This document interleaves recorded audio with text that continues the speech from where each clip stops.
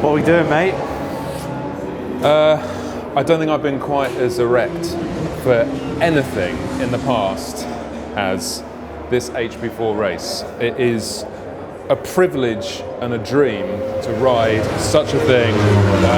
We've just been out on the S1000 RRs, get used to the track. It's new to me as well, but honestly, the experience of this thing, am I scared?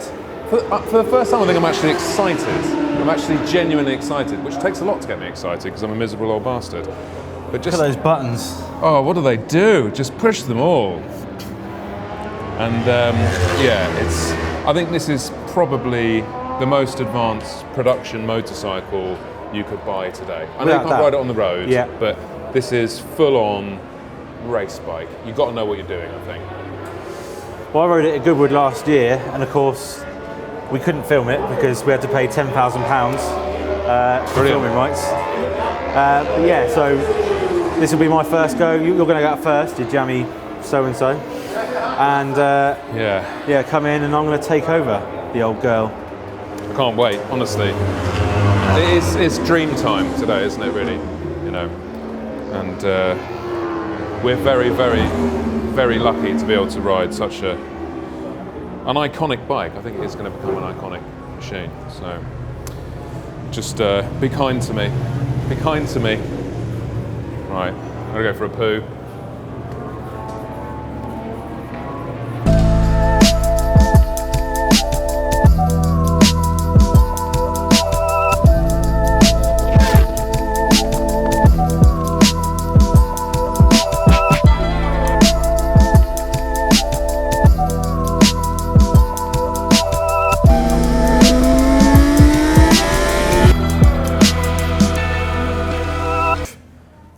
Well, where do we even start?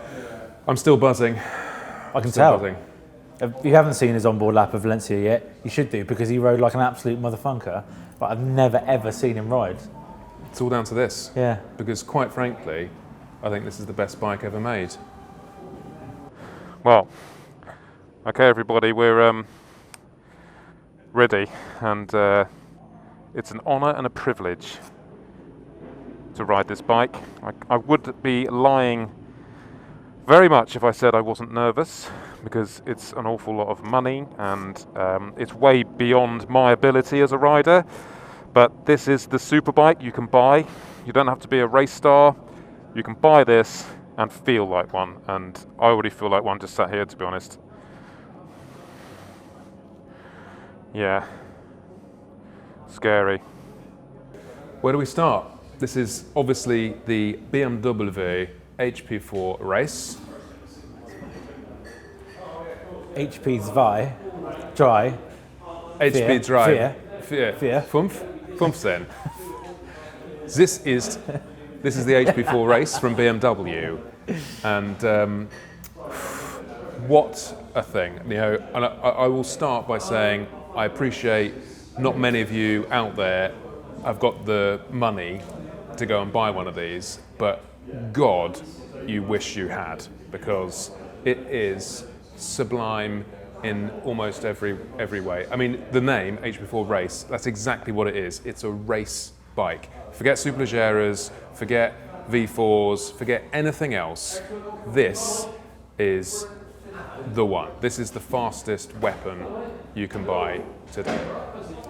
So what was your standout impression, first impression when you left pit lane? First impression, I mean, you're sat there in the pit box and you've effectively got a world superbike sat there. It's an awful lot of money. A tricker world superbike, yeah. And your heartbeat's going before you even sat on the thing, and you've got a pit crew around you going, yeah, let's do this. But yeah, I think really the weight and the power, that is the first thing that hits you. Is like, oh my God, this is insane. Oh my God. Wow. Just coming out of the pit lane. Wow.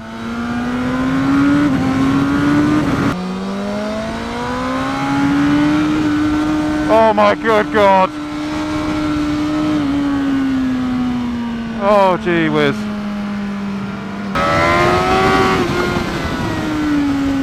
Those brakes are just phenomenal.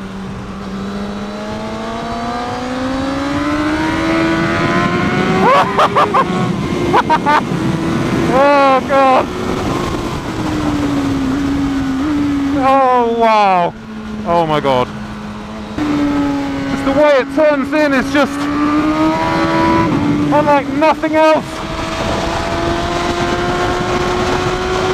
This is honestly the best thing I've ever ridden.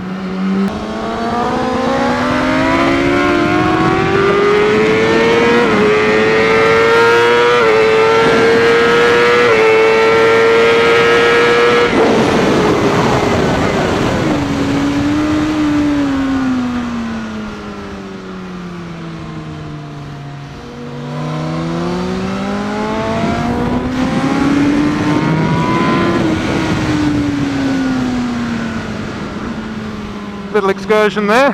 Well, that's the checkered flag. Oh, and that has got to be one of my all-time favourite moments on motorcycling. This bike, wow, this bike, it's just, oh, it just goes. And those gear shifts, it's just so crisp, and the turn is so direct. Such little rider input required to do so much. You know, again, it's the human form which is the weak link here.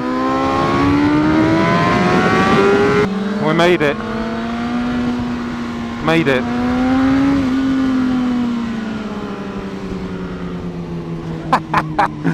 That was awesome. Pit lane limiter. I got some really nice footage of you, like, boop. I've been lucky enough to ride some of the best most of the world superbikes in the last sort of 10 years, and very, very blessed to do so. But the first thing that I noticed on this bike was the brakes. They are, without doubt, the best brakes I've ever tried on any bike in the world. Ridiculous. Even for a knobber like me, and I hate braking. Yes. And it's not just the power of them, it's the feel. The control and the progression, and yeah. I remember Nate Kern, who's a US ambassador for BMW, kind of a big deal over there. And he was saying in this sort of pre-ride talk, he said, look guys, in a very typical American way. Try and shit you up, don't crash it. Yeah, basically. He said, look, you don't need any more than one finger. And I was like, yeah, right, mate, yeah, okay. Everyone likes two fingers. Yeah. All you need is one finger. Literally, one finger caressing the brake lever will get you into a corner, stop you before the apex. It is insane. Yeah, incredible. And obviously we've got the wangers. You could put any suspension on this bike within reason, it will still feel good because the bike will flatter it. Yeah. But that is the cream of the cream Öhlins you can buy, isn't it? You can't get any better. No. 14 grand. Unless you work for Öhlins or you happen to be Valentino Rossi, then you're not going to get much better than that. Yeah. And, so brakes, best in the world. Yeah. Suspension, best in the world. Yeah. Engine on a production bike, best in the world.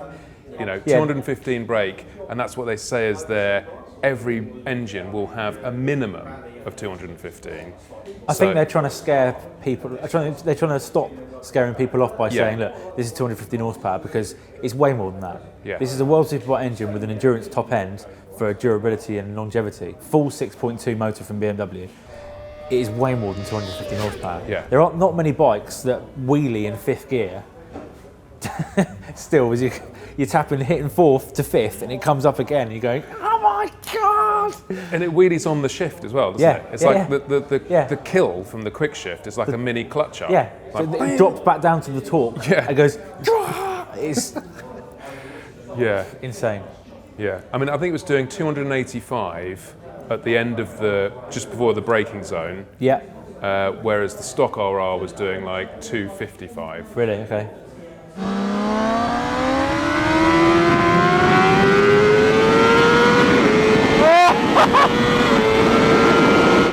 This did a 134. I believe it was a By 134 Marcus Reuterberger as an IDM. It was a non-official time. Right, okay. He was lapping at lunch. Yeah. Yeah, 134 around that place. Now, to give you some sort of perspective, Alessandro Valia on the Panigale V4 did a 136 on a stock V4 with slicks on. Yeah. So, bearing in mind, Reuterberger has only ridden the bike for a few laps. Yeah. And Valia had done probably 2 years of riding on the bike, and obviously a couple of days before on that bike on the V4. That's an insane time. Yeah. But then again, you put a decent rider on this bike, and it will be.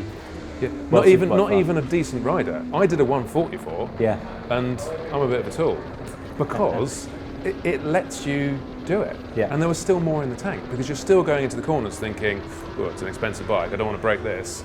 So if you God knows what would happen if you actually pushed it, because I didn't really. It was like easy, capable. The electronics. Let's talk That's about the thing. Yeah. Let's talk about the electronics. Yeah.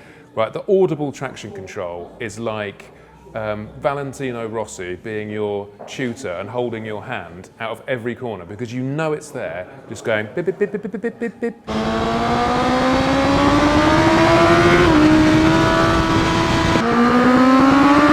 You can hear it, but you can't feel it. No. At all.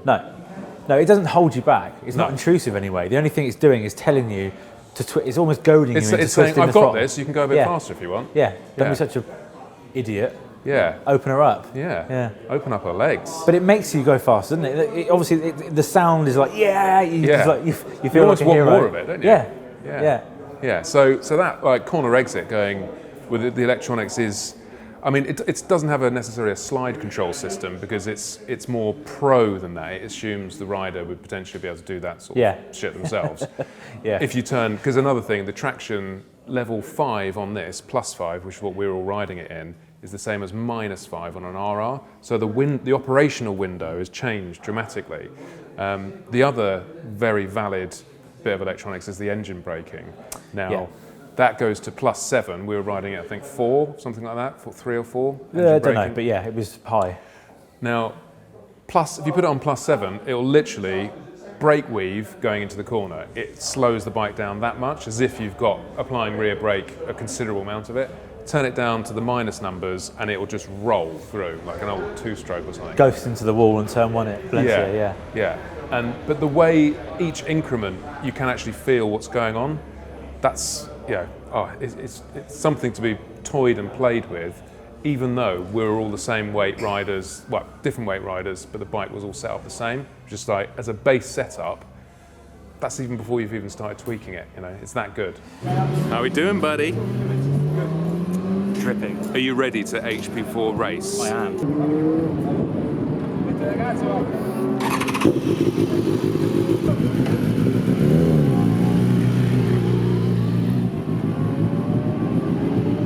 Here we go then.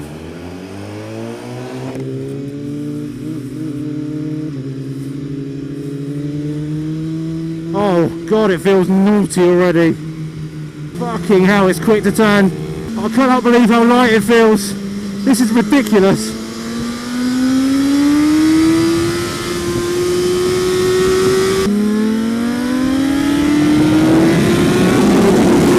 Oh, that traction control and anti-wheelie chiming in.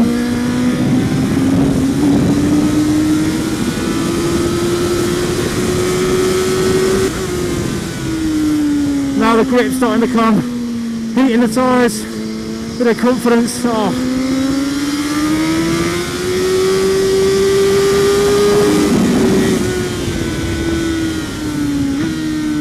the gearbox is just slick as you like.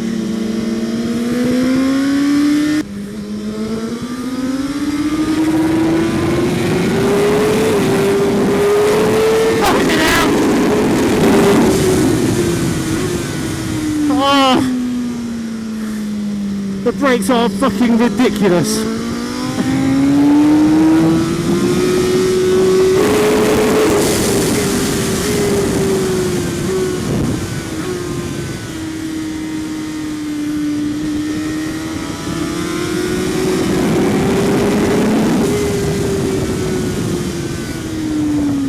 I just chewed an RSV4 for breakfast.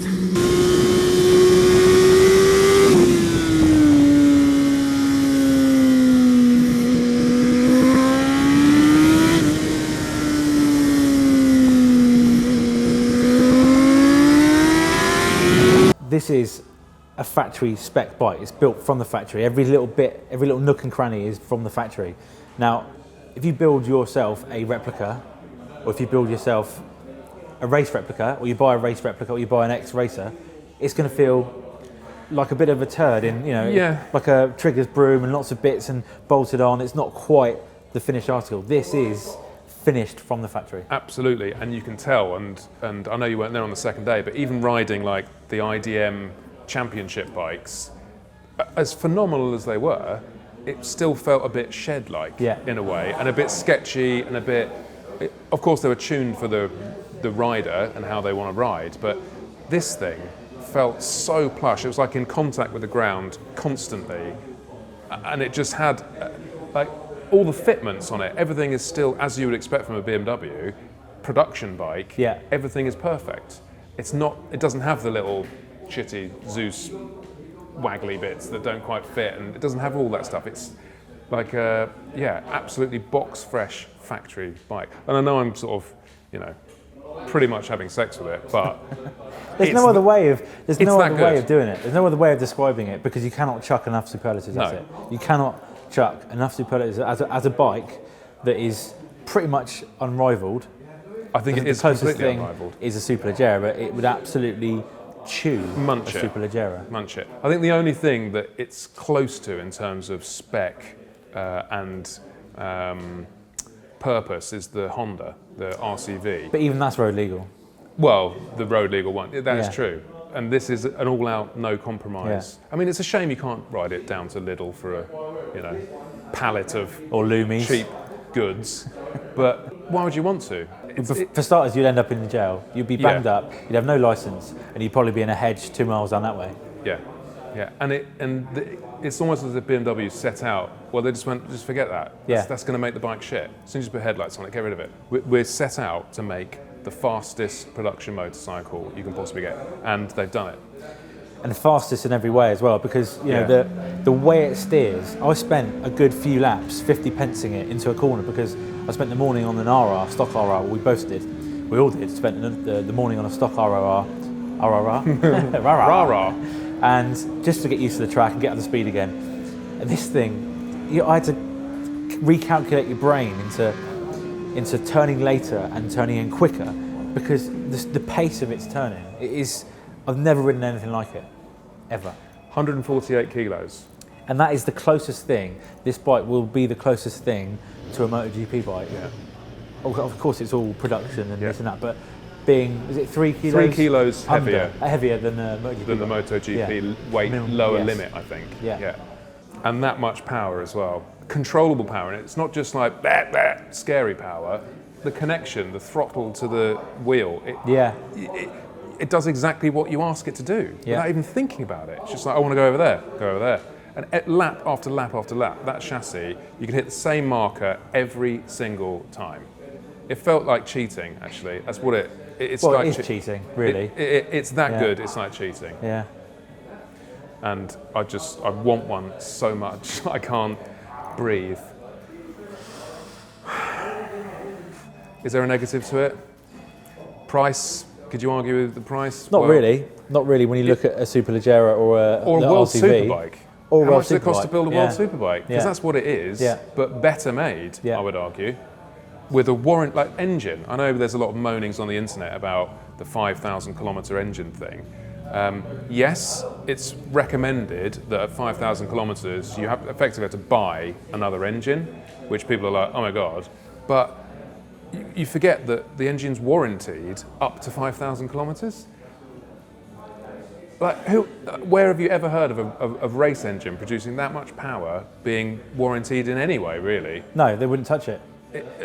No. So they're saying with that endurance head on it, you can do 2 years of riding, 3 track days a year, pinned at fucking 14,000 RPM. And then you don't even have to change the engine if you don't want to. That's just the end of their period that they're saying that's what we believe it should go to. That's what it will go to. But 3,000 miles, that's a good stint in the saddle. That's a good stint. Yeah. I mean, while we're talking about money, of course, it's almost impossible to insure one, really. Yeah. You have to insure it as a race bike, and not many people touch them. But we've had rough quotes of around 20 grand. Did we? Yes. What, to actually ride it? Riding? No, to insure it. What, insure it for actually riding? Yes. On track? Yes. Okay. So you know, and it goes back to what we were saying off camera earlier. You've essentially got to write off 70 grand. Yeah. You have to be wealthy enough to be prepared to let it just burn in front of you. Yeah. And cry. But it's so good, it's almost worth it. Maybe we should get one as a 44 teeth long-termer. Buy one. Well, we've got 100,000 subscribers. What, give a quid each? 3/4 of you give a quid each. Hey, and then we could even do like an endurance race or something on it. Yeah, and we could get... Yeah. And maybe pick out of those people once a month. A teammate, yeah. Come and ride it. Yeah. Well, wouldn't that be incredible? In fact, let's have two. We could buy this very bike. We could. This Buy is it for for us, sale please. from Barnstormer BMW. Oh yeah, thank you to Barnstormer for allowing us to take over their showroom for the day. But yeah, but honestly, as a summary, it doesn't get any better. No, and I think a lot of people will be going, oh yeah, another bike you'd be waxing lyrical about, but yeah, you haven't ridden it. It almost makes other bikes redundant now. This is the problem. Now you've sampled something like this, you go, I'm going to have to jump on a Panigale V4 now. It's like, if anyone's ever been lucky enough to fly first class, it's like that, because it's so good and so much better that it just ruins economy class forever. And it's kind of like, if you've got the money, honestly, if you've got the money or even close to the money, I think you can finance it. Don't cock around with RRs and trying to buy bits or from the going on internet. eBay and finding a race bike. Don't and try and cobble it all together and then go out to Spain and go, oh, that bit doesn't work. This has been years in development and it is perfect. Every part works together, and you know, hats off to BMW for having the balls to make it, because it is incredible.